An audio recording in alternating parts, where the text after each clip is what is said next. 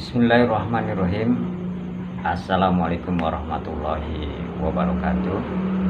Hai, apa kabar sahabat Ali, asam lambung, GERD dan anxiety. Tentunya di kesempatan pada kali ini mudah-mudahan buat yang masih sakit GERD dan anxiety disorder agar pulih hari demi hari dan membaik. Dan sudah barang tentu yang sudah sembuh ya dimohon untuk berbagi info dan pengalamannya tentang sensasi-sensasi yang dirasakan orang asam lambung, GERD dan anxiety ini banyak sekali ya, agar bisa berbagi ke sahabat-sahabat ahli asam lambung, GERD dan anxiety agar bisa bermotivasi dan meringankan beban-beban yang masih sakit asam lambung, GERD dan anxiety disorder tentunya.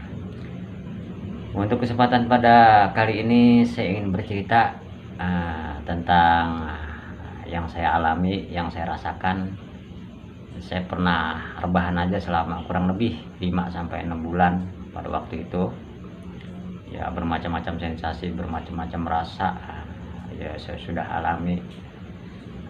Dan sudah barang tentu buat sahabat-sahabat ahli asam lambung, GERD dan anxiety, jangan lupa tekan tombol subscribe-nya agar saya lebih merasa terbantu dengan subscribe daripada Anda sekalian, agar lebih penyemangat buat saya untuk bikin video-video cerita tentang asam lambung, GERD dan anxiety psikosomatis tentunya. Dan tidak lupa untuk menekan tombol loncengnya agar video-video saya yang terbaru Anda bisa mengetahui video terbaru dari saya tentunya. Yuk kita singkat aja. Saya pernah mengalaminya itu sekitar kurang lebih 5-6 bulan. Ya, saya pribadi sih awalnya terkena penyakit ini dari tahun 2017. Namun sampai 2021 saya masih bisa aktivitas seperti sedia kala. Ya, cuma banyak yang dirasa-rasa ya, walaupun dari tahun 2017 itu ya model kayak mual, perih, tenggorokan mengganjal, dada terasa terbakar, tapi tenaga masih full, masih bisa aktivitas rutinitas saya dalam kegiatan bekerja sehari-hari kayak gitu. Tapi pas semenjak masuk tahun 2021, tepatnya di bulan Maret itu kalau tidak salah, itu saya diserang panic attack yang berlebih. Ya, dia datang sih enggak sayanya lagi enggak keadaan capek, enggak lagi keadaan pikiran mumet atau gimana, ya datang mendadak aja gitu, dengan hal yang sangat lagi diam aja, mendadak aja gitu. Pas gitu tiba-tiba mendadak sesak napas tersengal-senggal, kayaknya orang udah mau ini aja lah gitu ya, ibarat mau end aja lah gitu, kayak seperti itu. 1 kali, 2 kali, dan ketiga kalinya ya udah nggak pugu dirasa. Akhirnya saya lemah tak bertumpuh lah, kalau ibarat bahasa ini mah lemah tak bertumpuh. Ya akhirnya ya udah rebahan aja setiap hari. Jalan aja pun itu nggak bisa, ngos-ngosan jalan 20 meter aja, 30 meter itu napas sudah tersengal-sengal rasanya. Dan jalan saya coba lagi untuk berjalan dan berlatih, ya ternyata ya emang apa yang saya rasakan emang harus rebahan aja dulu, istirahat dulu kayak seperti itu. Bahkan sampai ke dapur ataupun ke kamar mandi pun itu harus bahasa saya ini di sini dituntun lah gitu. Saking nggak kuatnya, saking lemahnya, saking nggak pugu rasa nih awak ibaratnya. Pas gitu udah cek ke dokter, beliau katakan yang ahlinya itu asam lambung, juga disertai anxiety disorder, ketakutan yang berlebih lah kayak gitu. Nah, di dalam masa-masa itu kegiatan saya ya paling hanya tiduran aja dah, rebahan aja.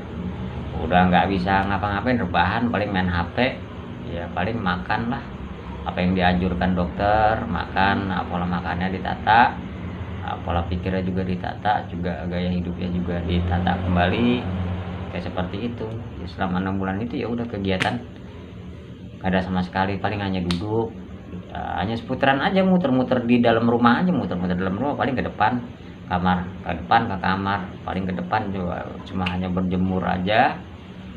Seperti itu yang saya rasakan, sensasi yang sangat luar biasa sekali, yaitu kelayangan sama dada kiri, celekat-celekit, sama kadang-kadang ke kanan juga seperti itu. Ya kadang-kadang pikiran parno aja, waduh takut penyakit jantung nih gua nih, kayak seperti itu. Kadang-kadang kelayangan yang udah nggak tertahankan lah ibaratnya, jangankan untuk berdiri ya, ibaratnya duduk aja itu udah kelayangan. Kelayangannya udah kayak orang di atas kapal aja gitu, kayak orang mabok lah gitu. Kalau kayak orang mabok kayak gitu kali ya, kayak seperti itu, jadi goyang aja gitu.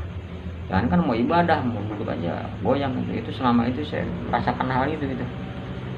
Kadang-kadang dada merasa panas, tenggorokan mengganjal. Selama saya rebahan itu benar-benar luar biasa itu.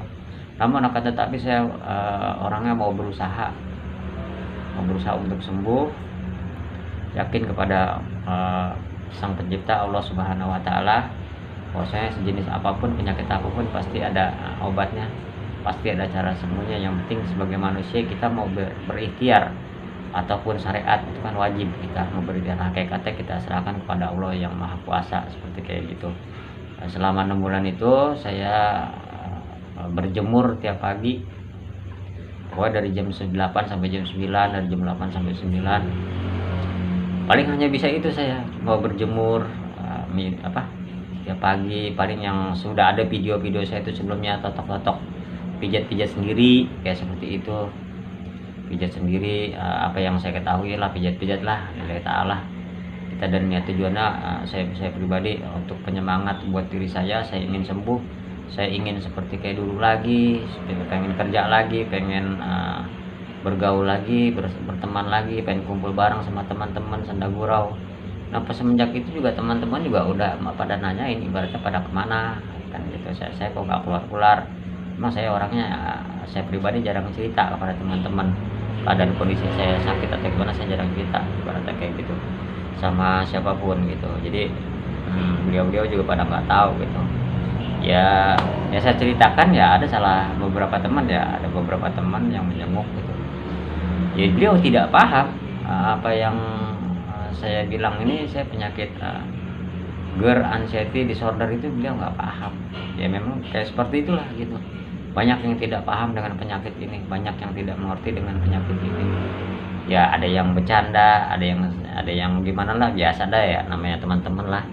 Banyak ininya, banyak bercanda, banyak ngeyel kayak seperti kayak gitu. Ya bahkan saya ngeliat postingan-postingan dari teman-teman yang terkena GERD dan anxiety disorder ini, jangankan orang lain ataupun teman ya, ibaratnya pasangan hidup kita pun mereka tidak paham dengan apa yang kita rasakan.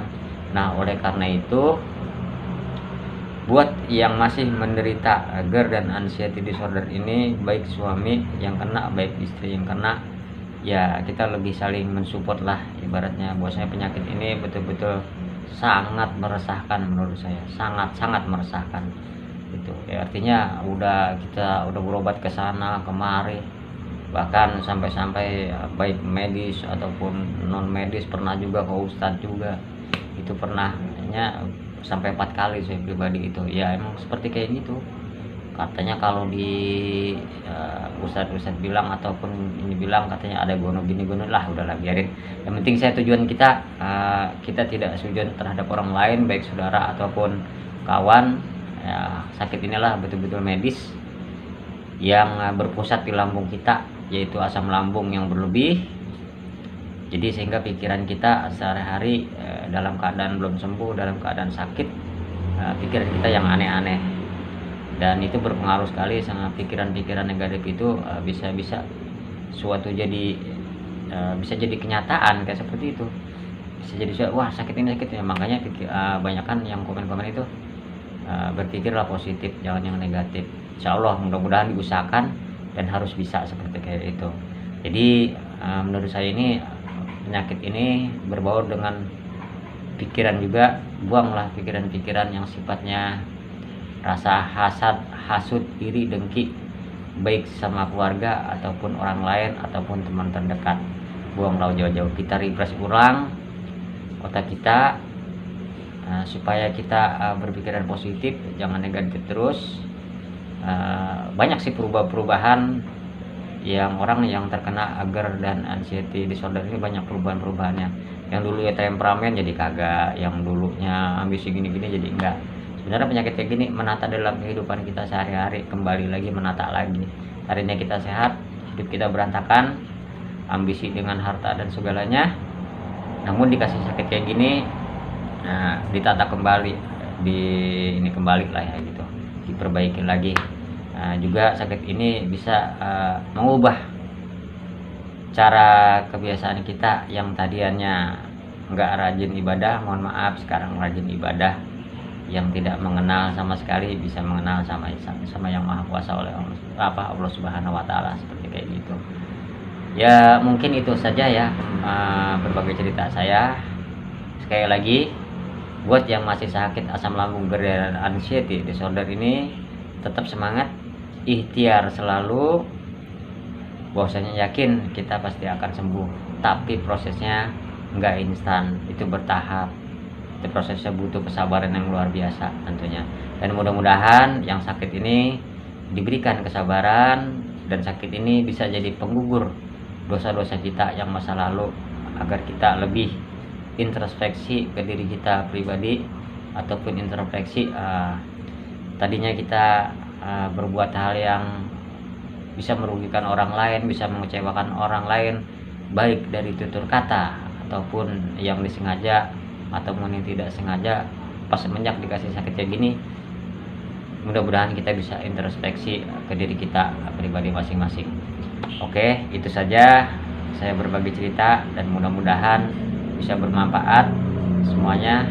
Karena saya tahu orang sakit asam lambung dan anxiety disorder itu banyak posting, banyak pengen tahu, padahal itu dia udah tahu, diulang lagi kayak seperti kayak gitu. Makanya saya bikin video seperti kayak gini. Demikian, mudah-mudahan kita bisa berjumpa kembali. Wabillahi taufiq wal hidayah. Wassalamualaikum warahmatullahi wabarakatuh.